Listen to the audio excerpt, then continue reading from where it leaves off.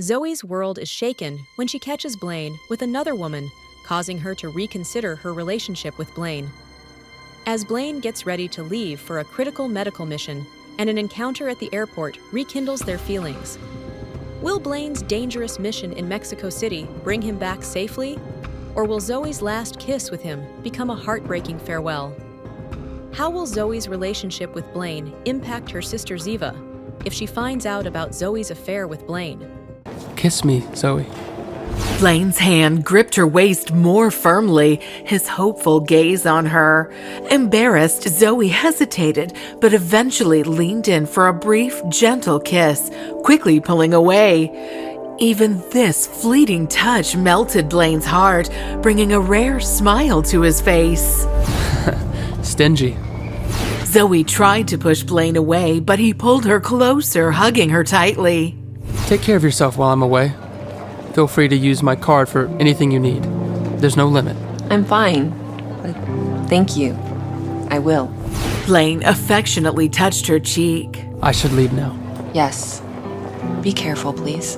Zoe watched Blaine bored with tears streaming down her face. She lingered until his plane departed.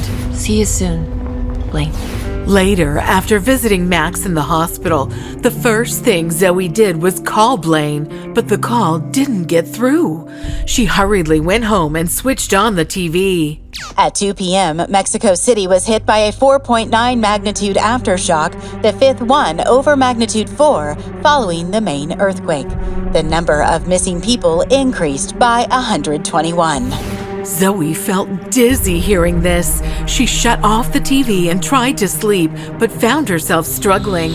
Overwhelmed, she sat up in bed, rubbing her head in frustration when her phone rang. Hello? Hello? Before Zoe could hear the response, the call got disconnected. She saw the call was from a Mexico City number and dialed back anxiously. The number you dialed is temporarily out of service. Please try again later. Zoe let out a frustrated sigh and kept redialing anxiously as the number rang with no response. Just as she was about to give up hope, a deep and captivating voice finally answered. Hi, it's me, Blaine. Zoe's anxiety melted away when she heard Blaine's voice. I thought you weren't going to answer, and I was going mad. There was some network trouble. Blaine didn't mention to Zoe he had to walk several miles to reach a payphone to call her. He just wanted to hear her voice before heading back to camp. Yeah, I tried calling you on your cell, but it said your cell phone wasn't in service? As Zoe spoke with him, her worry was evident, but hearing his voice eased her racing heart, and she couldn't help but smile. There's no cell service here. All the cell towers are down, and only emergency calls can go through. How did you call me without a signal? Of course. I have my ways. Yeah. How are you? Not good. Why? Because you're not here. Blaine's soothing voice had a calming effect on Zoe. However, his teasing tone made her roll her eyes. Just kidding. I'm doing fine. I saw on the news that there have been a lot of aftershocks, so please be careful, okay? I'll be careful. Don't worry. Also, I am sorry if I woke you up. I'll do my best to call you early. But with all the surgeries, it might be past midnight. Don't wait until it's too late. Zoe smiled at Blaine's concern, which warmed her heart. Don't worry. I'll understand if you don't call. Just stay safe. It's late. Go to sleep. You should go back and rest as well. Okay. Let's hang up. You hang up first. Ladies first. It wouldn't be chivalrous of me, as a man of noble character, to hang up first. Fine. Then I'll hang up first. Good night. Good night. Zoe smiled, ending the call. It felt like she had gone back to their dating era when they used to ask each other to hang up first during their nightly calls. She really hung up. Chuckling at himself, he left the phone booth, looked around the deserted street, and headed back to the field hospital.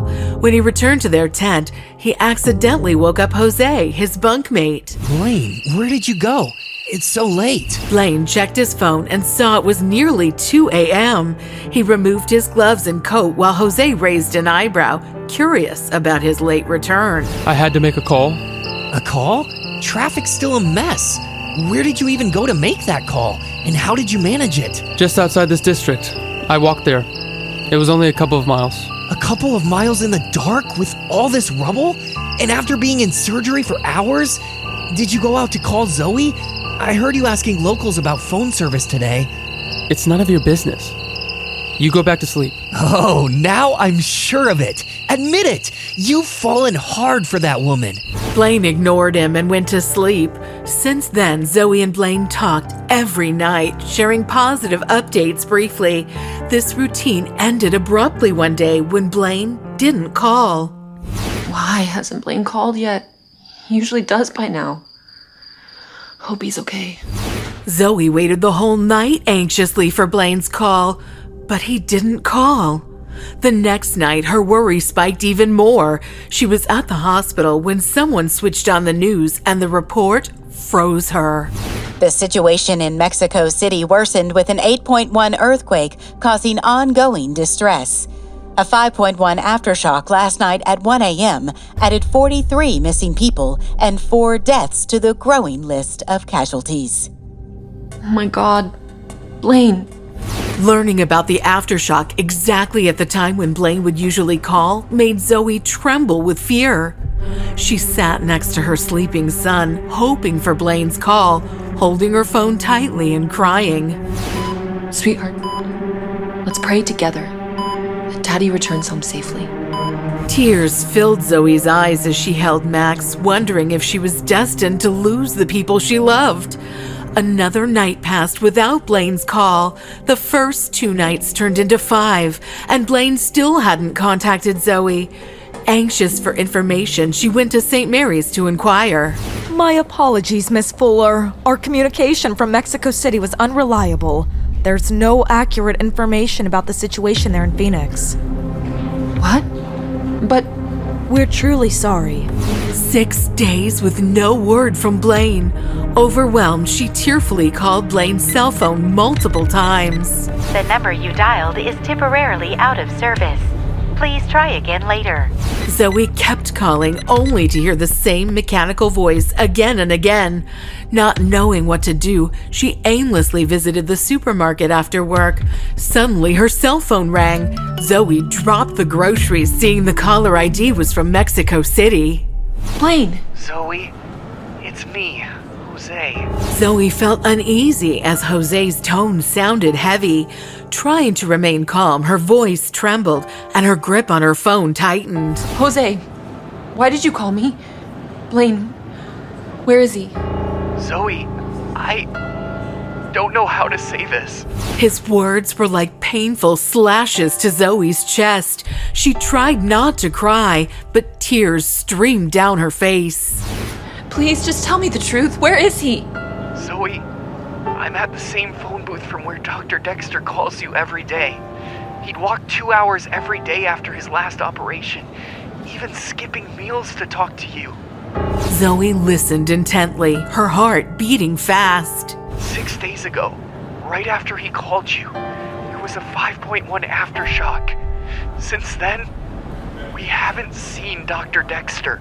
As Jose said this, Zoey dropped to her knees and sobbed, paying no attention to the onlookers. She hadn't realized the sacrifices Blaine made for their nightly calls, walking through dangerous streets for hours. And now he was missing. Blaine. Jose could hear Zoey crying uncontrollably on the other end of the phone and didn't know what to say. Blaine, I'm so sorry. I'm so sorry. It's all my fault. Zoey, please don't blame yourself or feel guilty. I'm sharing this to honor Dr. Dexter's dedication. We're doing everything we can to find Dr. Dexter. He hasn't been found yet, which means he's still alive.